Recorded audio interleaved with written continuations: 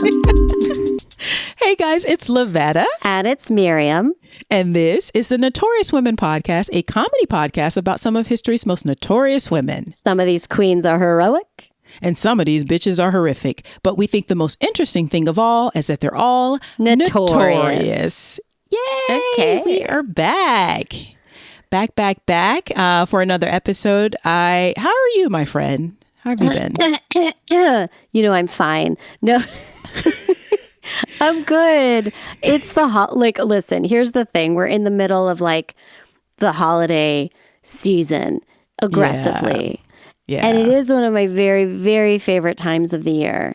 And no amount of scrolling and news is going to stop that from me finding joy in the holidays. So I'm finding so much joy, but also I'm tired. Yeah. That's where I'm at. How about you? How are you doing? I'm doing good. I haven't gotten into my holiday viewing that much yet because I'm one of those girls who I watch all of Christmas Carol versions. I'll I respect watch that. Yes. the George C. Scott one, the Patrick Stewart one, the animated ones, The Muppets one. the Muppets one. Mm-hmm. I watch all of them. One of my favorites, which is very hard to find, is the one with Vanessa L. Williams. A Diva Christmas Carol. Have you ever seen that one? Stop. No, but I'm ready to watch it. Oh my God. It is so good. It's basically her precursor performance to being Wilhelmina Slater on Ugly Betty. Oh! Sorry, I'm having a moment. I need to watch it right now. She is so terrible. It's so good. Yes. It's so good. Oh my God. Yes. So I haven't started watching that. And I usually will watch You've Got Mail, which is one of my favorite movies. I don't know. It feels very holiday-ish because they do have Christmas over the time during the timeline. And I'll give it to you. I love that movie. I love that movie. We just showed our children in honor of the Christmas season, Die Hard, which is a controversial Christmas movie. Die Hard is a Christmas movie, people. Don't come at me because it literally takes place during a Christmas party. It's true. No, it's true. Because I watched it again. It's a Christmas movie. I don't know why this is a controversy. Okay, I hear you. But is it filling you with joy and light? Yes, because young Bruce Willis. Oh no, he's hot. Cracking jokes is so delightful. Okay, before he became serious Bruce Willis, he became serious Bruce Willis, and it's why? I love the wisecracking, lovable Bruce Willis. It's also P.S. This end of Progressive. What do you mean? So the very beginning of the movie. Mm-hmm. Where he sees his wife and he's washing off, his muscles in the sink. Sorry, I got distracted. And they're arguing, right? Because the premise is that she moved to LA for this highfalutin, high powerful job. And she changed her last name to her maiden name because being married isn't great. Right? Because it's the 80s, you guys. And people are shitty now. So imagine the 80s. Even worse. Okay. So she says, I'm still your wife, but I had to change my last name so I was a married woman so I could be this high-powered person. And he's like, yes, you're my wife. And she's like, I don't want to hear it. I'm going to do this job and be this person. And then she gets distracted. She leaves. And he's like, I was such an idiot. Yeah. Yeah, you were. Yeah. Good job, Bruce Willis. And also her using her maiden name saves her in a lot of ways as a plot point. So Yep. So literally standing up for who you are and what you need saved the movie. Saved the people. Okay. Exactly. So it it's was a progressive woke Christmas before movie. woke became. Listen, Die Hard is a woke Christmas movie. There, I said it. A bunch of incels' heads just exploded. So, I know. You're welcome. Speaking of which, incels, because in the news lately. Like, you and I have been talking about offline, talking about briefly maybe doing like a small segment, maybe like something separate from the weekly show that we record about notorious women in the news, right? Oh, yeah. And I'm thinking like the notorious women, and this is a group. So the United Healthcare CEO that was killed by the guy.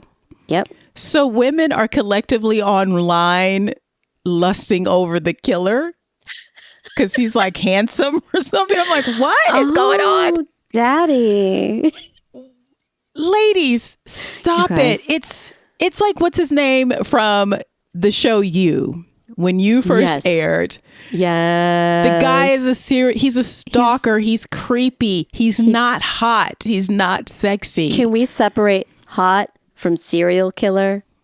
It's very important that they're two separate things, ladies. Ted Bundy killed a bunch of women. And he was not hot. I love it when they're like, oh, he's a handsome. I look back, I'm like, Ted Bundy looks kind of weird. He looks like a serial killer with those serial killer eyes. I don't know.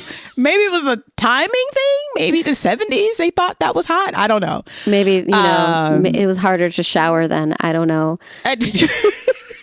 Maybe, or Ted Bundy was like early 80s. I don't know. Anyway, but these women who are collectively lusting over this accused murderer who shot somebody in the street, you ladies are notorious because what? Maybe we should just share with them that they deserve someone who is not a serial killer. Or someone who do better. Yeah. It's also hot, but he may murder me is not something that turns me on. I don't. Yeah, no, I'm not interested. I'm built differently. Maybe, and this is not, listen, this is not kink shaming, but I don't want to fuck some dude that could kill me while either before, during, or after the act of love making. I don't want to think that does not turn me on. I don't want to get too personal, but I'm pretty sure like I wouldn't be able to like let go and enjoy the situation. You know what I'm saying? Yeah. So to those ladies, stop it. Don't be a pick me. That's totally pick me behavior. Oh my Lord. Like have some respect, ladies. Don't be you making us look bad. You making the rest of us look bad. Yeah, so stop it. It does. Yeah. So we would like to say here at Notorious Women Podcast that we do not think one should lust after a murderer. Okay. You're welcome. On that note, we should get started. Okay. So this week you are sharing a notorious woman with me. Okay. So I'm really excited. So holidays is our theme, right? Yes. And as a Jewish person, I was like, okay, we got to find some like badass Hanukkah Jewish person. And I found her. Okay. Now, I got most of what my information from the Jewish Women's Archive. So, her name is Judith, because when you clicked play on the episode, it said Judith. We don't know her last name. And apparently, she is a story that used to be told for Hanukkah, but they stopped. Now, I'm going to quickly tell you the story of Hanukkah itself. Okay. Just because they're basically calling her the female version of the male version of the story of Hanukkah. So and also I'm going to share with you the story of Hanukkah. You're welcome. Because most people don't really know the story of Hanukkah. Yeah, and that's okay. I don't. I know that most people don't know it because when I was in 8th grade and we were reading The Diary of Anne Frank as part of school, and my teacher went up to me as like the Jew and said, would you mind telling the actual story of Hanukkah? Because we read the play of The Diary of Anne Frank. We did not read the book, right? This is public school. Okay. And there's the scene where they light the candles. And so I said, of course. And I went home and I went, so what's the story again? And my mom went, oh, it's crap. So we looked it up. Okay. Because it's actually a little complicated. It's more than a donut or a latke. So, but it actually would make a great miniseries, I have to say. So basically around around 165 BCE in the land of Judea, it was a miracle, right? So the land had been conquered by several different, very powerful rulers. But all of these rulers had always allowed Judaism to continue. They were like, okay, fine, I don't give a shit. But then one guy, Antiochus, I can't read, fourth, was like, no, I'm a dick. And so he was like, no, I had no religious tolerance at all for anyone. Okay. And so they outlawed Judaism and they repressed Jewish practice with violence and aggression. Now, they were pissed and they revolted, right? And there was a Jewish, it was a Jewish priest. So Jews, they used to call them priests back in the day. And isn't it interesting? I maybe just learned that right now. I maybe was yesterday years old. So, and his sons decided to take the lead and fight for their freedom. So his name was Judah, and they were Maccabee was their last name. So you'll hear Judah and the Maccabees. You'll see the children's book of Judah and his Maccabees. Okay. Right? So Judah is fighting back in the land of Judea. Yes. Okay. Yeah. You see what you did there? Okay. I like it. And essentially they won. It's one of those like what is it? Yeah, Samson and Goliath. Or David and Goliath. David and Goliath. Where, Samson, it was a tiny, like 5 people versus 500,000 people. I maybe exaggerate a little. I don't know. But they were clever and they did what they needed to do and they win. And then they were able to rededicate the temple and they only had enough oil for one night. Because in every temple, there's like oil that is forever. Like it doesn't go away. And this lasted 8 nights, thus 8 nights of Hanukkah. So that's that story. And that story has been handed down to all the Jews. I mean, it kind of skipped me a little. I had to learn that later. But I remember being like, I know there's like a Judah and Maccabees and like a war. It was like... we almost just got David and Samson mixed up. And I'm like... Yeah. And I always remember David... Because David was played sexily by, what's his name? What's his name? From Pretty Woman. Richard Gere. Richard Gere played David in like a mini series or something. And I remember thinking, David's hot. Like, David's so handsome. David. Ooh. Get it. Throw that stone. Richard Gere still got it too. Yes. Okay. No, I was never mad at Richard Gere. I'll tell you that right now. Okay. Yeah. But probably way too young to see Pretty Woman when it came out like I did. Okay. Yeah. So apparently there is another story that the Jewish people used to tell on Hanukkah, and they just stopped. And this story is about a badass woman. She was a widow named Judith, right? Now, this was about a few hundred years before the Maccabean revolt, right? So this happened even sooner. Yeah. And his name was Judah and her name is Judith. Interesting. I would just like to quickly caveat that we cannot confirm historically much of this. Okay? Because these are like these are Bible stories. These are parables and oral tradition. I always think something kind of must have happened, right? Yeah, it's these are based on probably real stories. Yeah. And these, you always have to add that caveat. And then also they were translated from Aramaic probably. So, and like literally nobody speaks Aramaic. Nobody speaks Aramaic. So just, I'm going to tell this story and I'm going to love this story, but like, I don't, Yeah. So happy holidays. Happy holidays, you guys. It's December. Okay. So in a town called Bethulia in the land of Judea, Nebuchadnezzar, you have to be Jewish to say that, who was the king of the Babylonian Empire, But did I practice before I told the story? I did. Sent one of his generals, Holofernes, I don't know if I'm saying that right, to conquer Judea and the Jews who lived there. Now listen, this happened all the time. And we do have a ton of history where we do have that as fact. Where but this was just it's a typical war. It's a typical war in the ancient world. And they just love throwing Jews under a bus. It's like a hobby at this point for the world.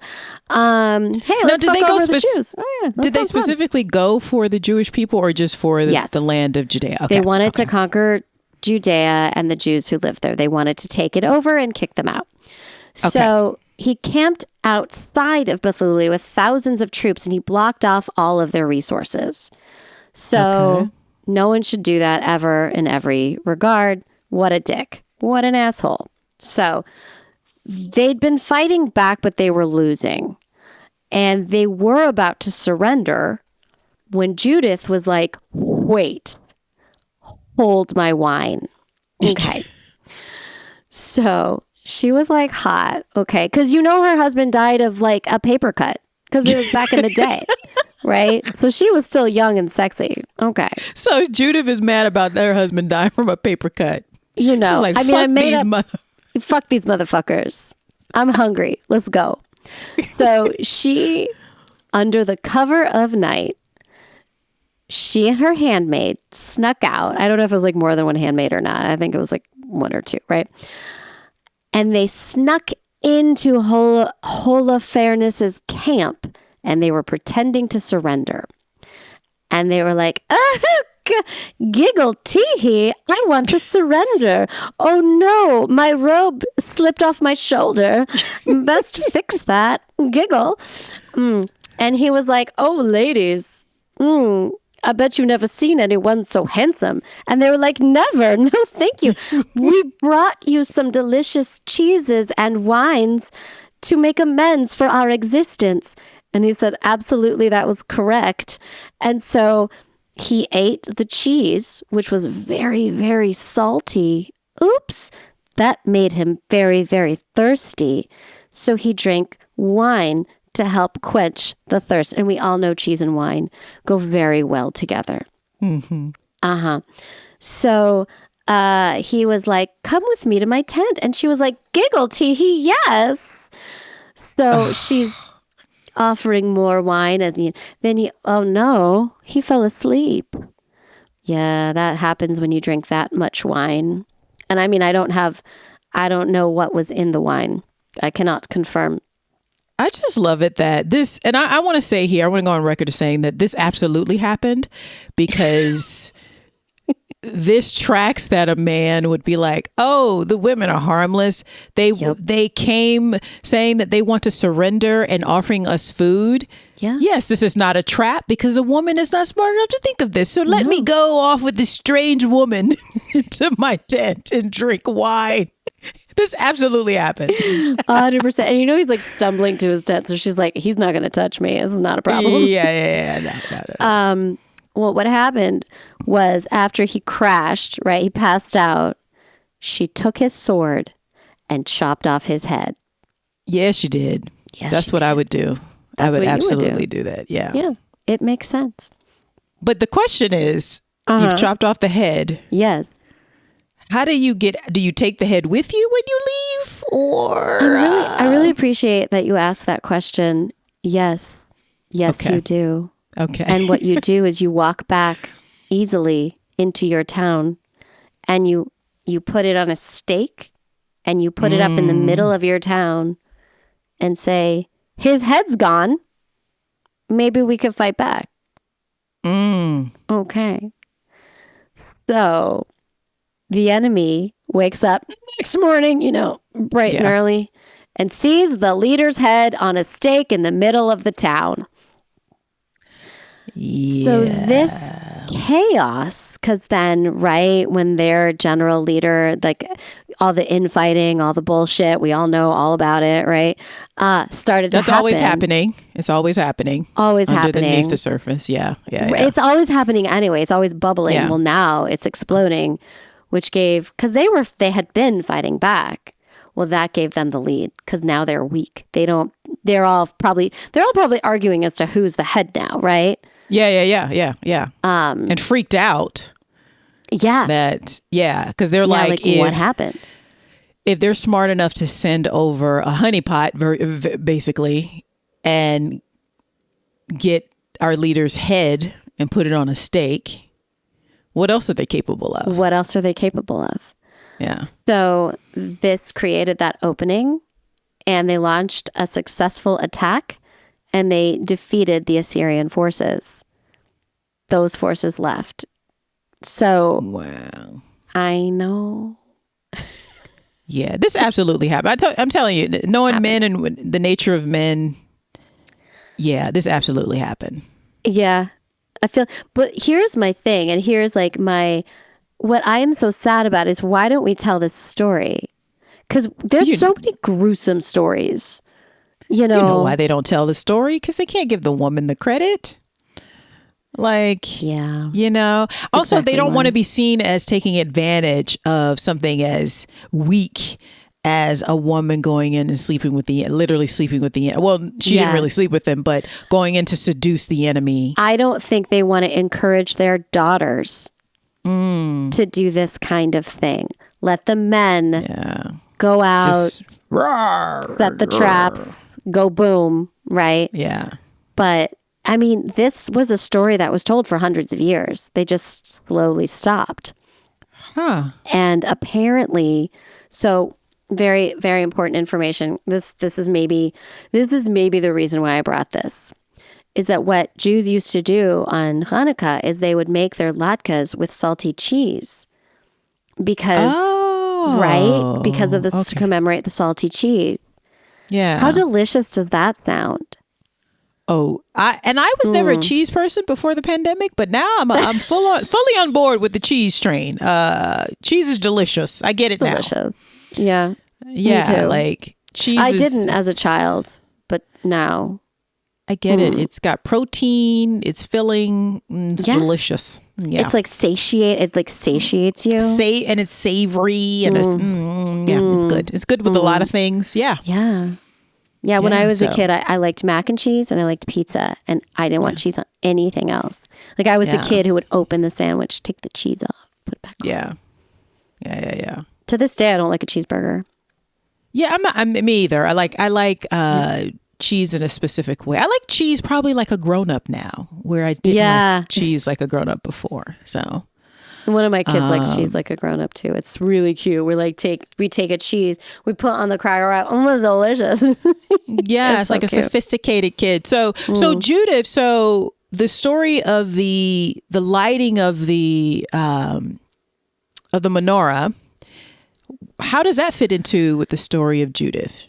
It doesn't. So from what I read, they just sort of told the story around Hanukkah because it was another story of overcoming a seemingly impossible situation. And Hanukkah is a hopeful holiday. Like the idea that everything is gone, it can come back, but you have to fight for it. And for no connection to what's happening in the world right now, really, really like those stories. So funny is now you're telling me the story. Now I realize like how the Christians are biting off of Judaism, right? Yeah, of course. Because one of my favorite stories growing up as a Southern Baptist, I'm a heathen now, but still, one of my favorite stories was the story of Jesus feeding 5,000 people. He goes and he's preaching, and the people come to see him, and they're hungry, and he goes to his disciples and he's like, start feeding the people. They're like, but my Lord, we don't have enough food. We don't have enough bread and fishes.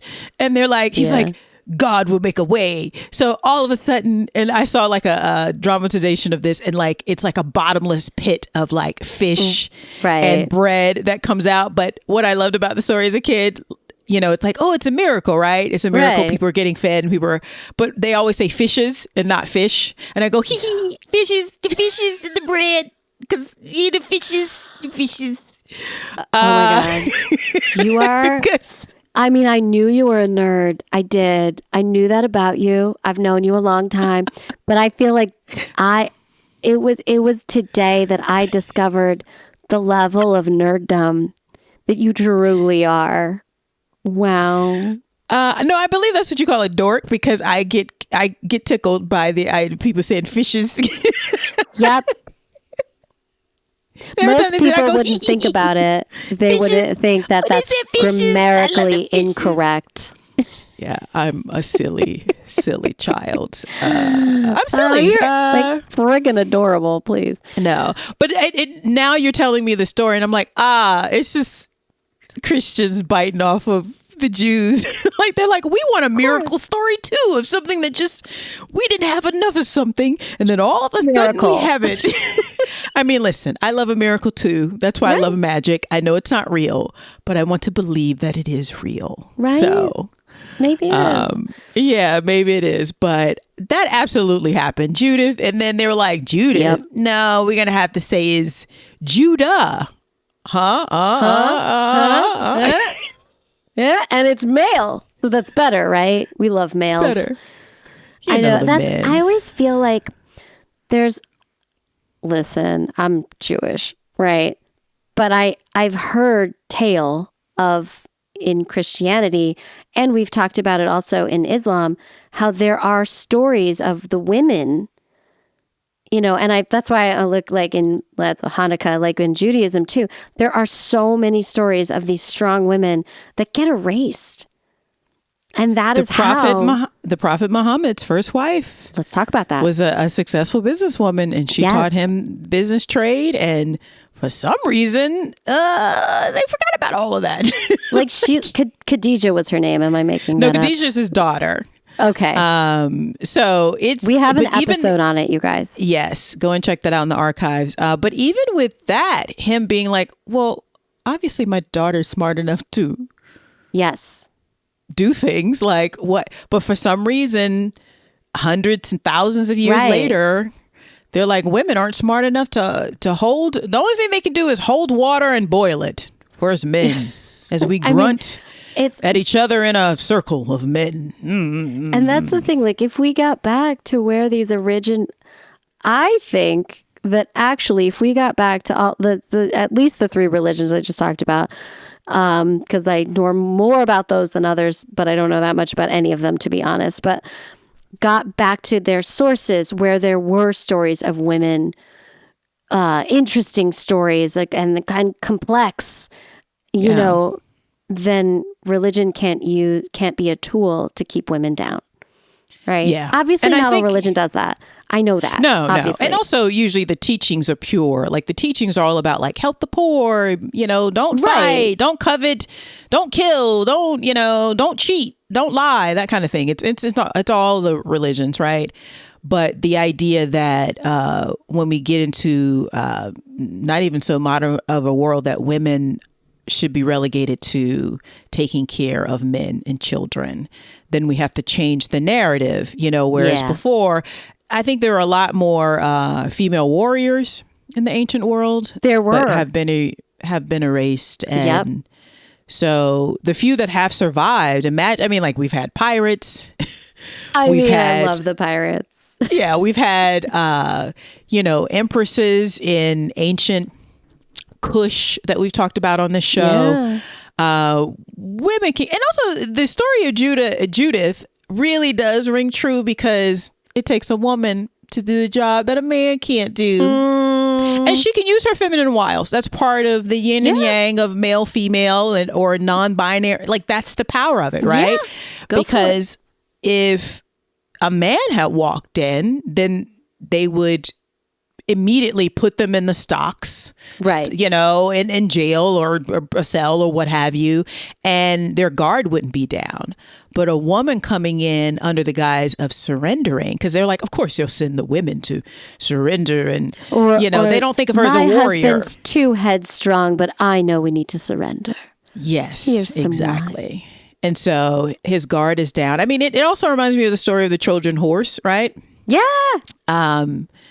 which is a war. If I don't know my ancient history that well, but they're fighting it over a woman or something. But the idea, like, I think that's such a, I don't know why they didn't think that something was amiss, because it's like this big ass thing you're rolling into the city. You don't think they're gonna hide somebody in there?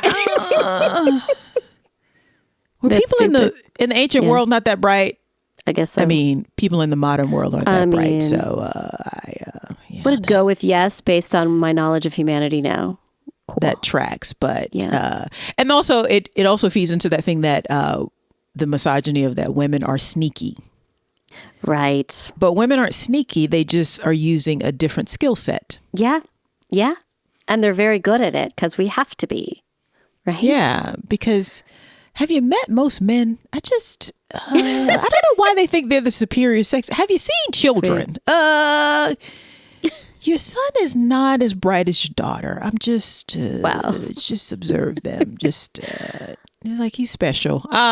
Listen, I'm a mother, so I'm staying very quiet if one day my children decide to pull up this archive. Okay, babies, I love you so much. Okay, that's all I have to say about that. But I love that the story of Judith. That that 100%, 1,000% happened. Okay, maybe story, not. Guys. It's a true story. we're gonna true story. Yeah, we're gonna settle on that. Right? That sounds good. I mean, so she actually inspired paintings by Caravaggio and Michelangelo. Ooh. She inspired oratorios by Vivaldi and Mozart. And she does appear on some antique menorahs. So really, I need to get my hands on some of those antique menorahs. I don't think I can afford it though. No, probably not. Like, I love a Caravaggio. I love Caravaggio paintings. They're so, like, you see them and it's like they're jumping off the canvas towards you. I don't know. I love them. Now I want to see which ones she inspired. Like, I'll try to find them and put them on our Instagram. And so we don't know her last name like we know Judith. Like, listen, if I didn't look properly enough and y'all are like, her last name is obviously blah, blah, blah, you let me know. I could not find it. Judith. What does Judith mean in Hebrew? Do you know? I don't know. Oh. Am I putting you on the spot? You are. Stop it, leave me alone. I can tell you what Miriam means. What does it mean? It means rebel. Really? That makes sense. Miriam is an old school name, like Judith too. That's right. Like, yeah. And what was the name of the leader of Nebuchadnezzar. Nebuchadnezzar. I've heard of that name. Obviously, I'm not saying it as well as you, but I'm saying it really well. And the general, what was his name? Oh God, because that is such a weird name. Again, and I always wonder, Holofernes. Actually, I'm not totally off. Holofernes. Sounds like Holofernes, but yeah, Holofernes. I always wonder, like, when they're translating it from, because usually a lot of the stuff was translated from Aramaic to Greek first, right? Yes. And then from Greek to other languages. Like, I'm like, is that lost in translation? Holofernes. I mean, I'm gonna go with probably. You know what I mean? Like, that's the thing. All of these names, all of these specifics. Like, So first of all, it says, like, this is where I'm like, she sings a song of praise to God. So after they routed out the army, Syrian army's gone, she sings a song of praise to God and then lives to be 105 years old. Now this is when we like to embellish a story. I mean, 105 though, that's better than they're like Moses and Abraham lived like 150. You're like, did they have a different, did they use dog years calendars? Because I'm just like wondering, because we did not have either vaccines or antibiotics. So that's interesting. And they were still procreating also, like I wonder, they're like, oh, they live 200 years. This again is those dog years. I don't. It's like, Do you want to have sex with a 125-year-old man? I don't. If anyone's asking, no. You know, one of the interesting things, and maybe you can confirm this for me, that I heard that Moses supposedly had a stutter. Yes, he did. No. Okay, so this is what I know. I'm really good at these stories because my name is Miriam and my brother's name is Aaron. Hey, Aaron, you'll never hear this podcast. Maybe. So I know the Moses, Miriam, Aaron story very well because it's the only one I paid attention to in Hebrew school. Aaron had the stutter. Oh, okay. And so Miriam had to help Aaron, and I gave my brother a lot of shit for that when we were kids. That's what I know. Yeah. Okay, so it wasn't Moses. And if I'm wrong, you guys, you can blame my Jewish day school. But you know what they had a lot of? What? Fishes. Oh my God. Fishes. That was baby Lavetta in church. I was like, "Ooh, the fishes! I love that." And your mom was like, "Stop it." I'm a simple woman, right? I just love a silly. I told you my favorite one of my favorite forms of comedy are puppets. Oh my God.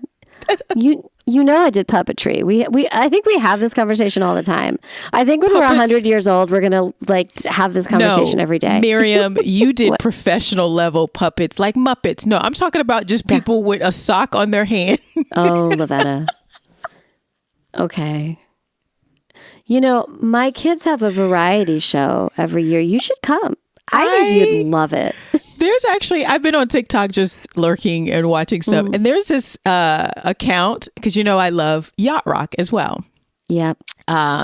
There's a guy who does puppets with they've been singing yacht rock with these terrible mustaches. Oh my God. And these terrible wigs. And my God. give my life every time.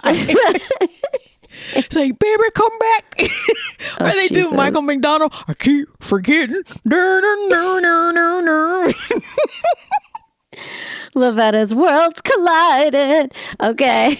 So, I'm getting my life. I look like a serious, You do. You look like a very black woman. I'm a strong black woman. No, inside I'm like fishes. On that note, we should probably let people go back to their lives now. Yes, but I mean, hopefully this tickled you as well. And actually, if you want, it'd be nice if you guys wrote in to let us know something that might be silly that just makes you giggle like an 8-year-old or something. The way Fishes does me. Yeah, like if you want to do that, you can write in because it's the holidays. We got to find our joy.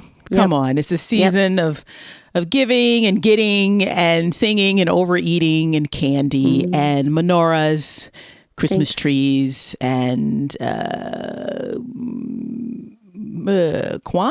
stuff. Kwanzaa? Maybe I'm going to lose my black card. Else? Yeah, tell us. Let us know what we are offending by not mentioning. Yes, because do you do anything for Kwanzaa? No, Kwanzaa was something that I'm not that familiar with. It was something that, obviously we know about, but that I know about, but we didn't really practice Kwanzaa. We just old school. We're just like Christmas tree, Santa Claus, Frosty the Snowman, Rudolph, typical Charlie Brown stuff, But wait, have you seen Sandra Lee's Kwanzaa cake? No. Y'all. Who is Sandra Lee? Who she puts corn nuts in it because this sounds it's like a for white black woman? people. Oh yes, she's translucent. Listen, I'm sure she's also a wonderful lady. I'm not trying, but if you look at this, I don't think that's a good idea. Sandra Lee, is her name really Sandra Lee? Like from Greece? It is Sandra Lee. She makes a Kwanzaa cake with prepackaged everything. Prepackaged like I'm going to take this frosting from a can. And then she's like, okay. She goes, I'm going to put these acorns on. And it's corn nuts. But she calls them acorns. Okay, white lady. This is rage baiting. This is people who post to get people upset because ain't no way. No, it was on the Food Network like 20 years ago, but it's still there. Oh, 20 years ago? Okay, yeah. okay. All right, okay. I thought this was a modern There's thing. also a Hanukkah cake. It's a Hanukkah cake made with wired Hanukkah stars. What? This is where the whites should leave stuff alone and mind their own business. Like, you know what? When you make a redneck cake, holiday cake, then we can talk. Sandra Lee, Sandra balance Lee. it out. Yeah. Like, and not for nothing, that sounds delicious, and I probably would eat it in the privacy of my own home. It's probably better than corn nuts in a cake. Like, what the fuck? Oh my Lord Jesus! This is why we don't trust the white ladies that come to the Black Cookout. We don't trust y'all. No, because y'all love to put corn and raisins and stuff that why no, that doesn't make any sense. I won't don't eat do it, that. girl. Don't do it. Like, just go on and find Abby Fisher's one of her recipes that there you go. We've been posting on our social media, and make stuff, white ladies. We love you. We love for you to listen, but don't put just random raisins and acorns and raisins. Stuff. You can get raisins, but because you can open a box of raisins and just eat them. Okay. Yeah. That's the best use of raisins. Yeah, don't for put me them in personally. random I don't stuff. like raisins in anything. Definitely don't put them in potato salads, white ladies. Don't ever do that. And it's like because, mayonnaise and raisins. I'm supposed to eat don't that? do it. No, I'm so full. I'm so sorry. That looks amazing though. Oh, I wish I could. But I'm having stomach troubles. Yeah, it's really serious. So I'm gonna have to walk away. On that note, that wraps it up for another episode of the Notorious Women podcast. Guys, remember to follow us on all the things. Also, if you could go to Spotify and the Apple Store and give us a 5-star review, 5 stars. Hi. That would be your Hanukkah and Christmas gift to us. Yes. That would be so nice. We would really appreciate it. You can also, if you got some money, we will take that too. Money, yes. You can do that at our patreon.com/notorious women. That's patreon.com/notorious women. And Miriam, how else can they find and support the show? Okay, good question. We are Notorious Women Podcast on Instagram, on TikTok, and on YouTube. Y'all follow us. Follow us if you love us on all of those things, truly. Because YouTube, you can listen to episodes. But if you subscribe, that's also super nice. And you can also DM us on Instagram. You can email at notoriouswmpod@gmail.com if you have bigger things to share. And that is that. And Blue Sky, we're on Blue Sky now. I always forget. Yes, we are on Blue Sky. And it's Notorious Women at, I don't know, bluesky.social.something. You know. Yeah. You see our logo. And and again, tell your friends about the podcast because we're trying to grow we've actually grown a lot, and thank you so much for supporting the show, but we are trying to grow even more so I can go on trips and have sexy pool boys just giving me foot rubs. That's true, but we could also, eventually get our Netflix special and fix the world that way. Yeah. So.